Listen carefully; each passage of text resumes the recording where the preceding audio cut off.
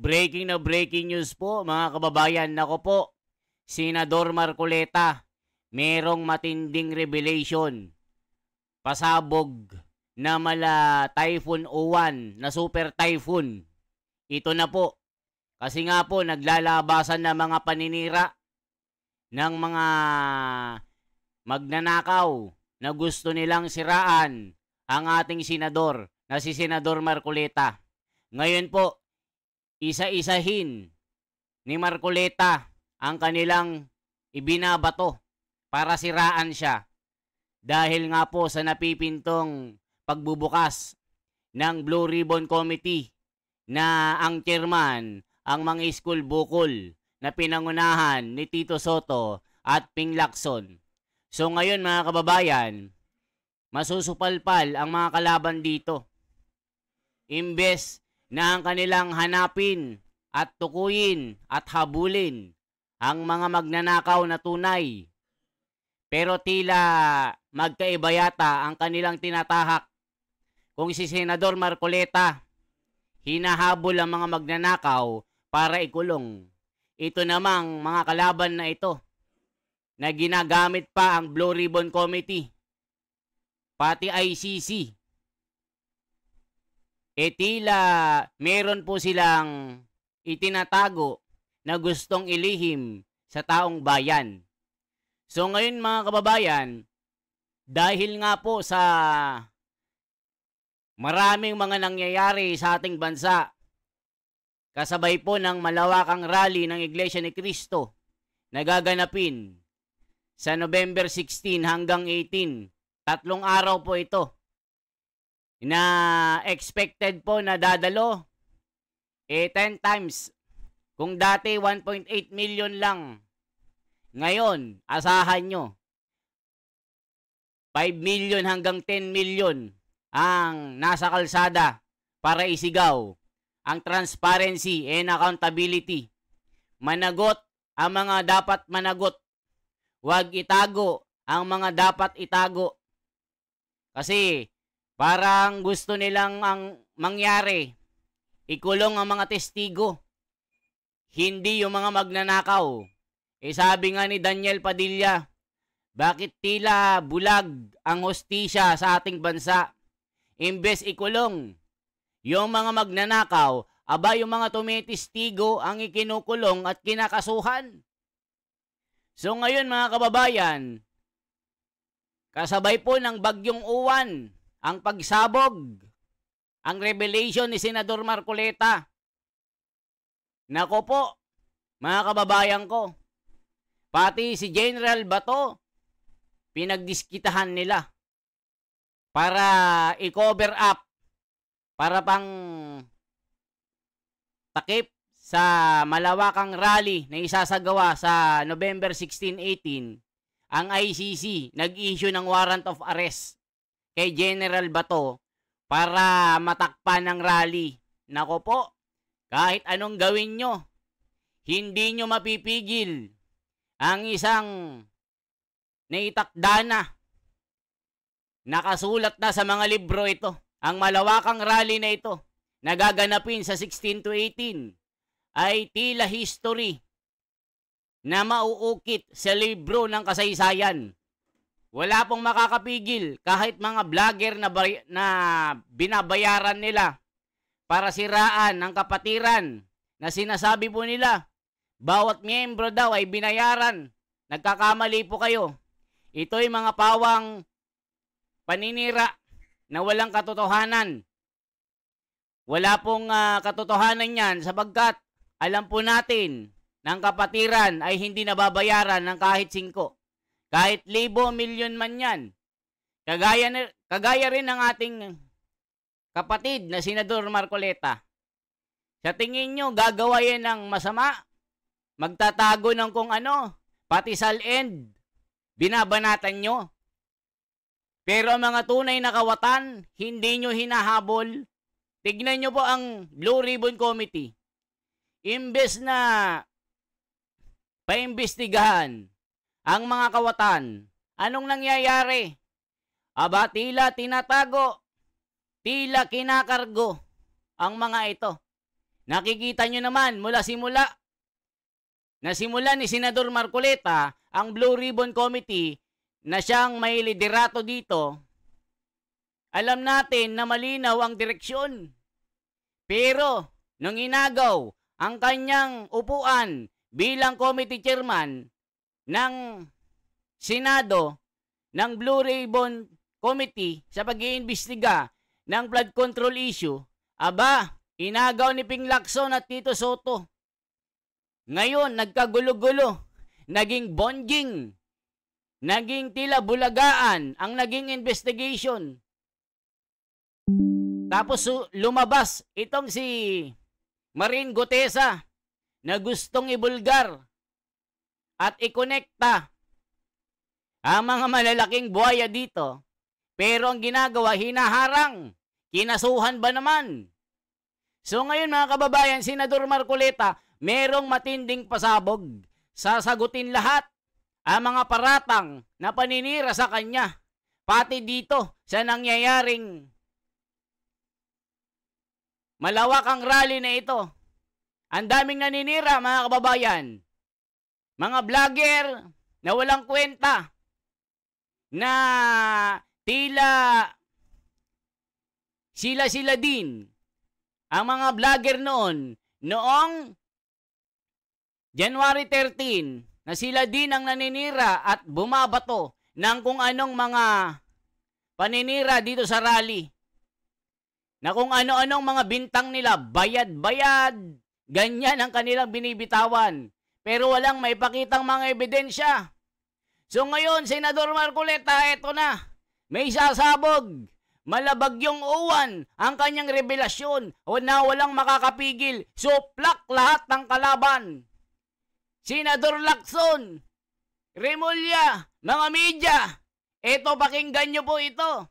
Nang matauhan kayo sa katotohanan na hindi maitatago na si Senador Marcoleta ang pinaka-credibility or pinaka-may kredibilidad sa Senado ngayon bilang isang senador, tagapagtanggol ng naaapi, tagapagtanggol ng batas na gusto nilang baluktutin. Gusto nilang sirain ang batas na ito. Pero si Senador Marcoleta, patuloy na pinaglalaban ng katwiran para sa taong bayan. Ito na po mga kababayan, hindi na natin patatagalin pa. Ang SAL-end niya, talagang binibira na kung ano-anong paninira. Pero sasagutin niya na isa-isa ng ating magiting na bayani na Senador Marcoleta. Ito na po. Patuloy na hinihimay ng Bilyonaryo News Channel ang isinapublikong SAL-N ng mga senador. Ang 2025 net worth ni Senador Rodante Marcoleta, kapansin-pansing mas mababa sa kanyang ginasta sa pangangampanya noong midterm elections. Agad itong pinuna ng isang election watchdog. Narito ang exclusive agenda report ni Joash Malimban. Ilang linggo nang nakalilipas mula nang maging sentro muli ng usapin ang pagsasapubliko ng Statements of Assets and Liabilities o SAL-N ng public officials. I think that all departments should be able to should have the same transparency as we are setting in the Office of the Ombudsman, because everybody here, all the government officials have accountability issues, diba? We have to be accountable for everything we do. So it's just right that people have access to it. Sa kasalukuyan, publicized na ang 2025 SAL-Ns ng lahat ng senador, kabilang na si Senador Rodante Marcoleta. Ang kanyang declared net worth aabot sa 51.9 million pesos. Nakakuha rin ng Bilyonaryo News Channel ng kopya ng Statement of Contributions and Expenditures o SOSE ng lahat ng mga senador na nanalo sa May midterm elections. Ayon sa SOSE ni Marcoleta, hindi siya tumanggap ng kahit na anong contributions, cash man o in-kind sa kanyang naging kampanya. Pero ang kanyang kabuuang gastos aabot sa 112 million pesos, mas mataas ng more than 100% kisa sa declared net worth niya. Ang pinakamalalaking gastos ng senador napunta sa kanyang TV political ads. Ang buong 112 million pesos na gastos na ito, idineklara niya sa COMELEC na galing lahat sa sariling bulsa. Red flag ito para sa convener ng Election Watch Group na kontradaya na si Danilo Araw. I find it a bit unusual that even if in-kind contributions, O, tignan nyo mga kababayan, kung ano-ano mga binibintang na mga ito, na tila ba hinaharang nila si Marcoleta para butasan. Nung nakaraan si Gutesa, yung kanyang signatura na pineke daw di umano, para i-discredit ang kanyang pagkatao, para siraan siya sa pagtitestigo sa mga buhaya. Ngayon naman, nasilip ang SALED ni Marcoleta. Diyos ko Lord, ngayon sasagutin ni Marcoleta yun mamaya. Makinig po kayo mga kababayan. would be expected, Marcoleta doesn't have any. So he gives an impression that he funded his own campaign, when in fact his SALN is not enough to fund such a 100 million peso venture. Remember that the expenses theoretically only cover a few months of the campaign season. Nakakuha rin ng aming team ng isang dokumento ng House of Representatives noong 2018 kung saan idineklara ni nooy Congressman Marcoleta ang kanyang net worth na nasa 28 million pesos lang. Ibig sabihin, halos dumoble ang kanyang declared net worth sa loob ng 7 taon. Hindi pa kasama rito ang ginastos niyang 112 million pesos noong nakaraang halalan. Sa kanyang 2025 SALN, walang declared na mga negosyo o business interest si Marcoleta. Let this be a challenge to Marcoleta and to the public at large. It is hard to jump to conclusion as to whether or not there is corruption with a sudden increase in the net worth. Although O, kita nyo mga kababayan, pinapalabas nila na si Senador Marcoleta, gaya ng mga politiko na nasa listahan ng mga top-notcher na mga buhaya, ay isang korap. Nakikita nyo po ang ugali ng mga ito. Hinahabol nyo ang isang malinis na senador, na isang politiko, na walang hangad kundi hulihin ng mga buhaya. Aba, sinisiraan nyo pa. So ngayon mga kababayan, ano ba ang sagot ni Senador Marcoleta dito? Magugulat kayo. Magigimbal kayo kasi nga, palpak lahat ang mga ito, itong mga binibintang nila mga kababayan. Ito po ang sagot ni Senador Marcoleta na malalatigo lahat ng mga ito. Ito mga gumagawa ng katarantaduhan, gumagawa ng paninira para lang palabasin na si Senador Marcoleta ay isang korap na opisyal. Ito na po, Senador Marcoleta, sumabog, malabagyong uwan sa super typhoon. Binagyo lahat ng mga basher at naninira na para siraan ang kanyang pagkatao. Eto na, mga kababayan ko, may pasabog talaga ni kagugulat ng mga ito. Masusuplak ang mga ito, mga basher, mga naninira, mga nagpupundo na sa mga vlogger para siraan ang ating senador. Eto na po, majojolback kayo, masusuplak kayo. Eto nang magiting na malinis ito mga kababayan. Talagang si Senador Marcoleta ang isa sa mga the most clean politician in the Philippines. Eto na po mga kababayan ko. I-check po natin ng matindi ang pasabog ni Marcoleta. Eto po, magugulat kayo dito. Nilalabas yung ipinasa ninyo na SALN at yung comparison sa SOSE. Ang sabi nila ay paano nagkaroon ng expenditure na ganito kataas, gayong ang kanyang asset ay mas maliit. Sen, paano bang nangyari? Ganito napakasimple lang ng paliwanag dyan kung nakinig lang sila nung siguro, meron kaming Thanksgiving parang event. Ang pasimula ko nga doon meron pong mga ibang mga kababayan natin ang halos hindi makapaniwala kung bakit po tayo nanalo. Meron nga ang isa ka akong broadcaster dyan, hanggang ngayon hindi makamove on, hindi ba? Yun naman hindi ko kinakailan na sinabi ko yun. Nagtaka, takanta ka. Pero sabi ko, Nakalimutan po nila na napakarami kong kaibigan. Okay. Ang marami po sa inyo ay nasa harap ko ngayon. Nelson, alam mo, mga kaibigan ko, nagbigay sa akin talaga. Alam mo, pakiusap lang nila. Isa lang. Tanggapin mo ang tulong namin sa'yo. Okay. Congressman ako noon Kong, kami po ay naniniwala na karapat dapat kang makarating sa Senado. Tanggapin mo ang halagang to. Marami sila. Isa lang ang kanilang pakiusap sa akin. Ano po yun? Sana wag mo na kaming i-disclose ang identity. Ngayon, kapag ka naglagay ako ng figure sa contribution, mapipilitan akong mag-disclose ng pangalan nila. Alam mo kung bakit? Merong kaakibat na kung tawagin ay deed of acceptance of donation. Paano yun kako? Contribution to eh. Hindi, sabi niya, binigay ko nga sa'yo contribution pero utang na loob mo sa akin yan. Ituring mo na lang na utang, sabi niya, di ba? Loan. Hindi, utang lang. Basta utang na hindi babaya. Utang na loob eh. Ngayon, dahil sa hindi ko pwedeng isiwalat ang kanilang identity, kaya sinabi ko, zero in contribution. Na mapipilitan ako ngayon na gawing zero yun. Dahil kapag hindi ko nilagay, pag nilagyan ko ng amount yun, mapipilitan ko isa-isa kayong i-disclose ko ang inyong identity. Ngayon, hindi naman po pwedeng hindi ko gastahin yung binigay nyo sa akin. Kasi yung iba, magkakakilala kayo eh. Halimbawa, ang nilagay kong gastos ko ron, 5 million, sabi ko. Nakukwenta nila eh. Ba, tinago ni Kong Dante. Tingnan mo nga naman ang buhay, ano. Nanalo na, kumita pa. Ayoko naman yun. Kasi pinagtiwala nila sa akin yun. At saka kailangan gastahin ko yun. Kailangan talagang expense. Hindi pwedeng hindi ko gastahin sapagkat binigay nila sa akin yun. Sapagkat gusto nilang manalo ako.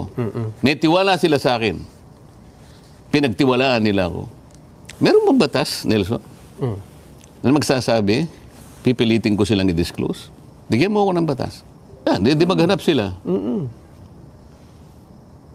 Hindi pwedeng hindi ko gastahin yun. Kaya ganun kalaki yung ginastos ko. Dahil binigay nila sa akin, ipinagkatiwala, dahil sa kagustuhan nila na manalo ako. O yan, mga kababayan, sana natauhan po kayo. Mga sumisira sa pagkatao at credibility ni Senador Marcoleta.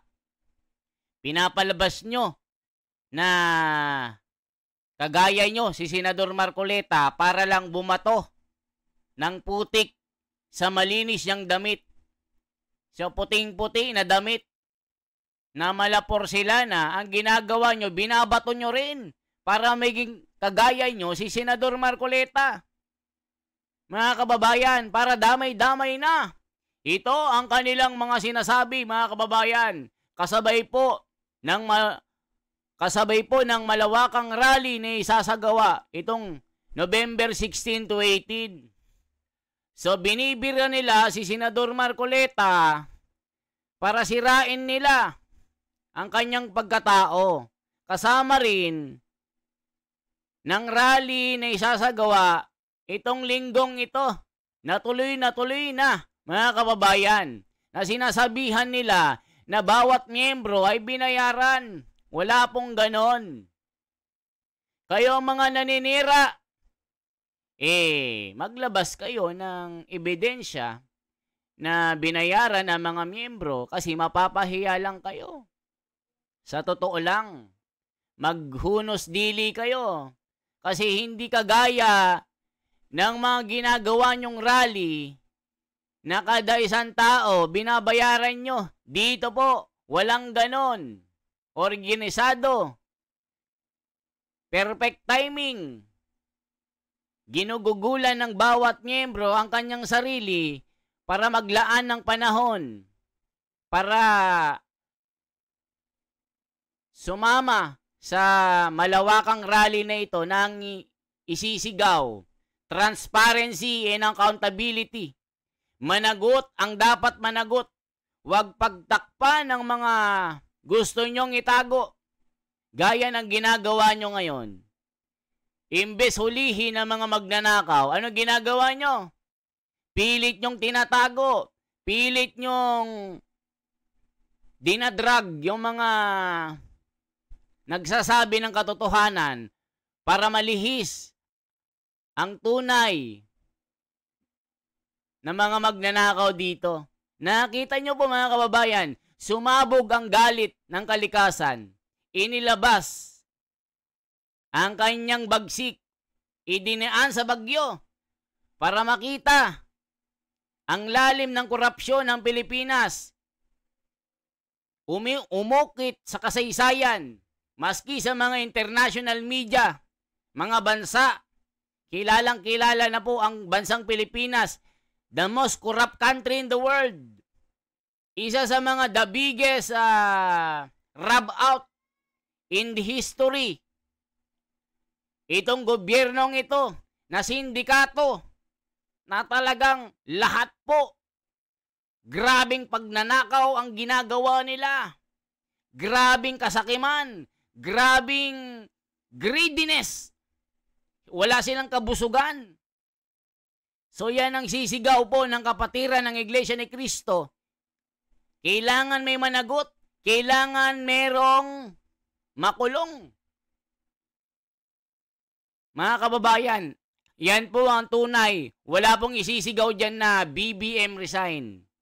Wala pong BBM bumaba ka na, walang ganun. Ang isisigaw lang, dapat transparency and accountability. Makulong ang dapat makulong. Walang dapat itago. Kailangan ilahad ang katotohanan. Yan din ang sinasabi ni Senador Marcoleta sa kanyang mga statement, lalong-lalo na sa pag-iimbestiga ng anomalya ng flood control dito. Lumutang si Gutesa. Anong ginawa nyo? Siniraan nyo ang kanyang pagkatao. Yung mga kasama niya na nagdi-deliver ng basura ng bilyon ng pera, trilyones, itinago nyo. Imbes ipatawag sa Senado para imbestigahan, anong ginawa nyo? Itinago. Ang dinikdik nyo, yung kawawang mama na isang Marines, na alam natin na totoo ang kanyang sinasabi.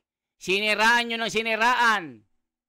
Hanggang ngayon, tignan nyo sa November 14, lulutang yan si Gutesa. Sinasabi ko sa inyo, lalabas at lalabas ang katotohanan na hindi nyo maitatago. Yung mga totoong nagnakaw, wala eh. Parang hindi nyo pinapansin, pero ang dinidikdik nyo si Marcoleta at yung si Gutesa.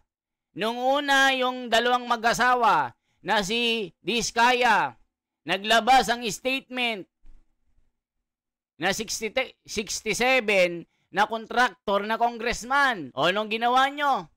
Ni isa wala kayong pinatawag. Ginagawa nyong bobo, mga tanga, mga Pilipino. Ngayon, lahat magrarally na hanggang November 30. Talagang dadagundong ang rally sa 16 to 18. Super typhoon na uwan ito. Buong Pilipinas ito. Buong mundo ito. Mga kababayan, anong masasabi nyo dito? Sa paninira nila kay Senador Marcoleta para pantakip dito sa malawakang rally sa November 16 to 18. Yan ang ginagawa nila. Diversionary tactics para maiba yung issue. Mapunta sa paninira kay Marcoleta. Matakpan itong rally na ito. Diba mga kababayan? Yan lamang po ang aking reaction ngayong umagang ito. Anong masasabi nyo mga kababayan? Kita-kits po tayo sa November 16 to 18. Isa po tayo sa makikiisa sa isang malawakang rally ng kapatiran para isigaw ang transparency and accountability. Wala po tayong isisigaw na BBM resign, walang ganun. Ang isisigaw lang, ilabas ang katotohanan. Walang pagtatakpan, managot ang managot. Yung tunay na magnanakaw, hindi mga testigo. Di ba ang ginagawa nila mga testigo? Sabi ni Daniel Padilla, ba't ganun? Nakakabwisit na. Ang dinidikdik nila yung mga testigo, pero yung mga magnanakaw, hindi nila hinuhuli. Diba mga kababayan ko? Isang like, isang share po at isang subscribe. Salamat po mga kababayan. Mabuhay po.